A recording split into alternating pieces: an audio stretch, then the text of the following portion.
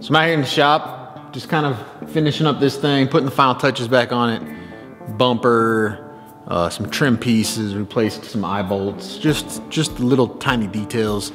The only thing really that's left on this is the emblems and the seat. I gotta do the seat, but it's pretty much ready to go, and pretty happy with it. So I'd mentioned in past videos that I wanted to get back on the Bipster, and I really want to get serious and knock this thing out like really fast. Hoping in the country kind of opens back up this year, we get to go to some shows, that sort of thing. So I want to get it done. And I was working on the exhaust a little bit the other day. Posted a couple of little pictures on Instagram. And I want to kind of dial that thing in, get it finished. Motor's got to come out, and so these last little tidbits of fabrication need to be finished up before I pull that out and go through that motor.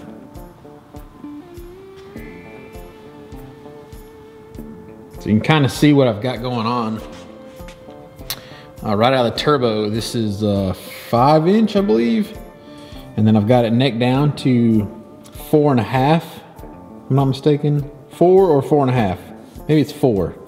Down to 4, and initially I bought two 90-degree bends, and I was gonna kind of leave it just like that.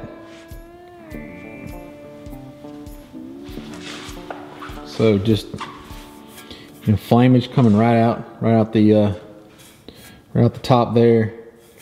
But the more I thought about it, I actually played with some ideas and I made some templates. So I ended up taking and made some cardboard templates that are the same size and radius as these bends. And then what I did was I've kind of marked this thing where I want to chop it. And so the idea is that it'll kind of still gonna shoot the exhaust out in the exact same place, but it'll kind of give it a little bit of style to it. We'll do one of these flare cuts on this bend and get it tacked on there and see how it looks. The other thing that's got to happen is I need to put an O2 sensor bung in this thing, so probably in this area. And I also want to put like a tab that comes off of this that can tie back into this tube here, just for support, kind of support all that weight. This is really thick stainless, and so it's not the lightest thing, and so I don't want it kind of bouncing around. We're gonna support that thing so we don't break it. And yeah, so let's get this bad boy off. Actually, so let's get this cut. I've actually bought another piece right here. These pieces come from Ace Race Parts, and it's super high quality, nice stuff. So obviously we don't want to do that. We want to kind of cut that thing, give it a little bit of style hopefully, and maybe the leftover pieces I can use to make the bracket that's going to hold it. All right, so the plans to cut this thing, kind of what I want to do is I want to cut it, you know, straight across there like that, and it should give us this big kind of raindrop or teardrop looking shape to it. And the way I'm gonna try to do that, I've actually used this technique in several videos in the past, is I take a laser level, and you can flip this bad boy on, and you can see that it just projects a perfectly level line. So all we gotta do is figure out what kind of height we need.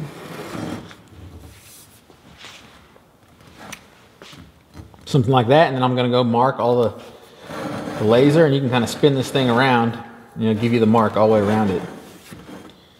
So that's what I'll do. I'll do that, and then I'll take a cut-off wheel and cut it off, and then clean it up. That should be it. All right, so a little scribbly do there.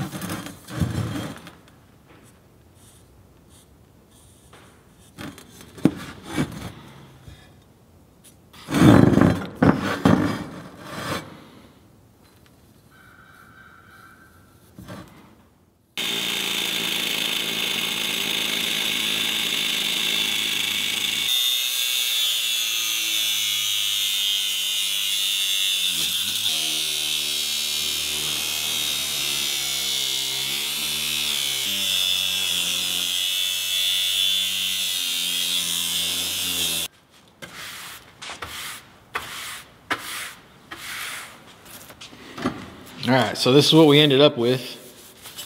Obviously it's pretty rough. I just finished the part off in the bandsaw. I didn't want to get that blade in there. I figured it would kind of hang. So that's the idea. I'm gonna clean it up now with a flat disc. And then we'll go fit it on the car and see what she looks like.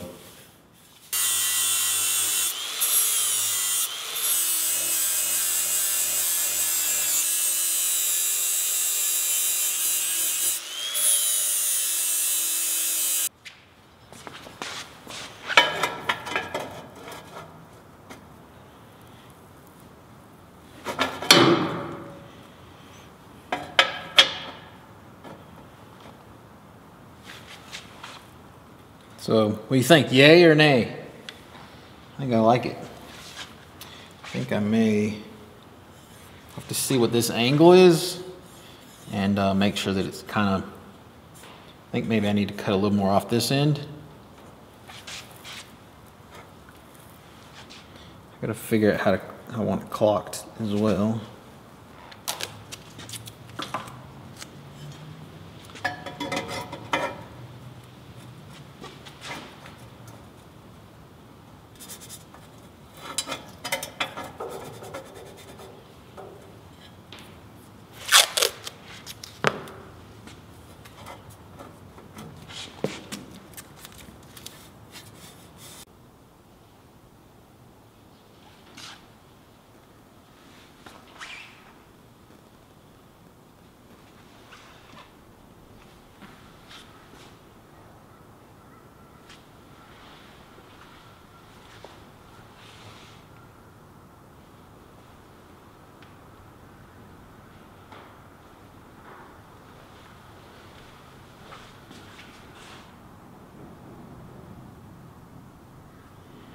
So I think I like it where it's at. I think I'm just going to trim just a little bit off this edge here. It kind of looks like it has this arc to it. Kind of flatten that up a little bit, and then we'll tack it on. Yeah, it doesn't get much more in your face than that right there. So one of the things you got to realize too is that right now the wheels and tires are at full droop. So you know, at ride height they're going to be up here closer to this, and then laid out, you know, they're going to be up here like this. So you know, the big space won't be there basically. All right, I think I'm kind of sold on this rendition. So we've got a stainless piece, also from Ace Race, and I've kind of marked it where I want this oxygen sensor to go. Kind of want it to be a little bit inconspicuous, so there's not really a whole lot of places I can put it. So like that, got it marked. Gonna drill a hole, and we'll get that thing mounted right there as well.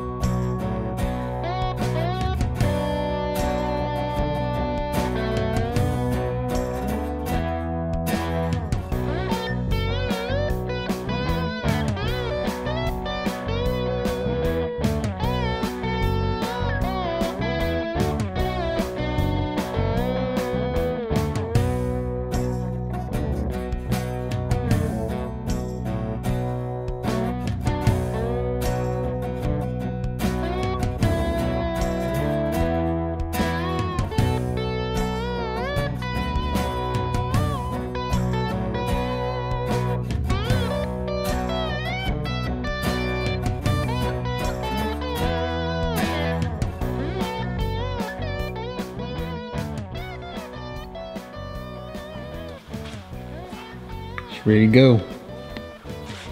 Dialed in for maximum flameage. So, got the bung for the O2 sensor. I'm just gonna kind of run that thing right through there and out the back. I want to conceal everything on this. I even turn the injectors around because I think I'm gonna run the harnesses on the inside. Run them right between the rails. All the wires will come out the back and then go right in the firewall. And that's how they're gonna get inside the cab. So you shouldn't see any wires out here. Well, that's the plan at least. She's looking pretty good. I'm pretty stoked. The welds turned out pretty nice. Pretty happy with them. So this is all stainless, so I'll probably just leave it the way it is. And then depending on how it discolors, I'll just scuff it in the future maybe. And then I think the housing will get coated and all the stainless hot side will get coated, that titanium. And I actually may bring that titanium out, that titanium coating out in here somewhere because this is actually mild steel.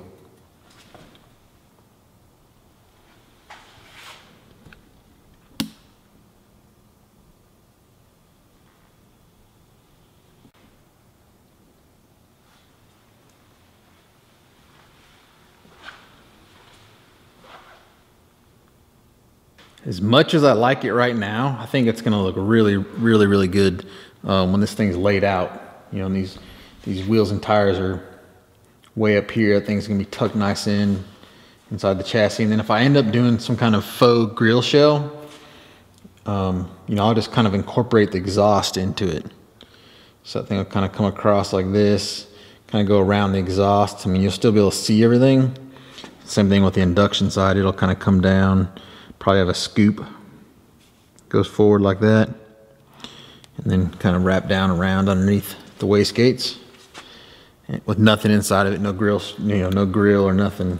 So one other thing I worked on, I don't know if I've shown you guys, I think I just posted it maybe on Instagram or something, and that's the throttle cable and throttle cable bracket. So all that's done, it's all wired up. Made a bracket for it. This is just one of those low car universal kits, so I just trimmed it down a little bit. And the plans are, I got a little tab cut here. This tab will go right down here on this strut tower. And then I actually cut off this piece here for the clutch cable.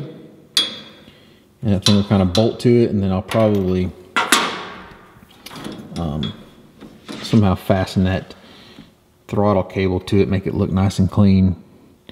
Let it kind of wrap around. It's tight.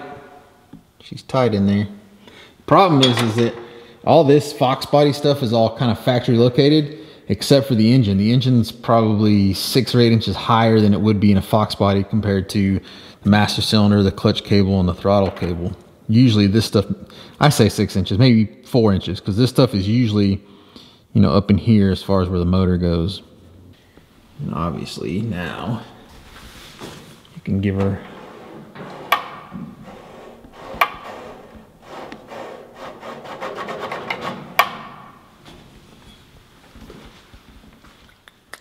nitty gritty, getting down to the nitty gritty.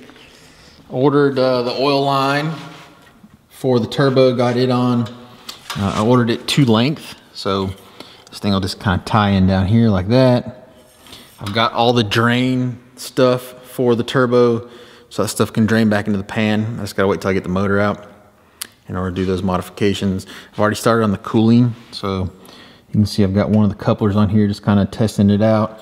That'll go down, tie right into the aluminum down here, and then I'm getting ready to basically fasten all that aluminum tube to the chassis with these isolators. So I'll just kind of fasten all that stuff in. I ordered all the fuel system for this thing. Everything to go on the fuel rails, for the pump, all the 90-degree fittings, everything. A bunch of stuff. So 2 rolls of -6. Roll of -10. And then, yeah, I mean, I kind of just was placing stuff on the equipment just so I have an idea of what I have or don't have or what I need. I'll kind of show you what the plans are for the regulator. So even this distribution block. Shit, I'm gonna put this stuff on there. Right now, the idea is that the regulator is gonna mount similar to how I have it on the twin turbo car. Just mount it up in here like this somehow.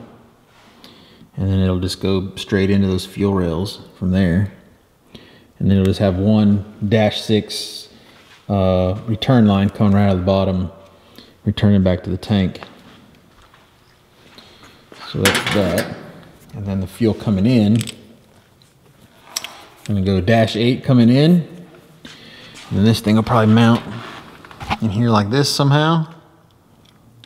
And then you'll have 2 -6s that go up out of the top of this distribution block. They'll just kind of come up and come over and then tie right in the back of these fuel rails. So it'll travel through the regulator and return back to the tank. One other thing I've got too. So on the back of that thing, I'm gonna make a hatch to get, what do I do with those things?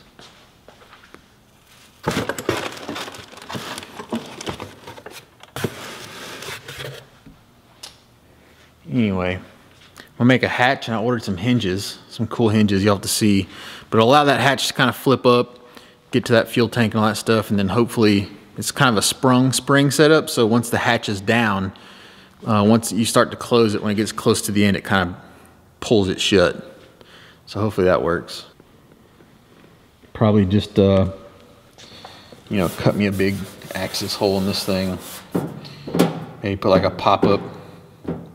I don't know what I'm gonna do. Maybe do some stuff like I got on the panels on the inside where it's kind of pop and turn, then you can raise that thing up, get to the fuel cell. Regardless, that's another video. Here you go, the exhaust, maximum flameage. I think I'm gonna pull the motor out this weekend, go through it, get it back together. I wanna get this thing running pretty soon, which is why I'm buying fuel system stuff and all that crap. So anyway, as always, thank you for joining me. I'll see you guys some more this week.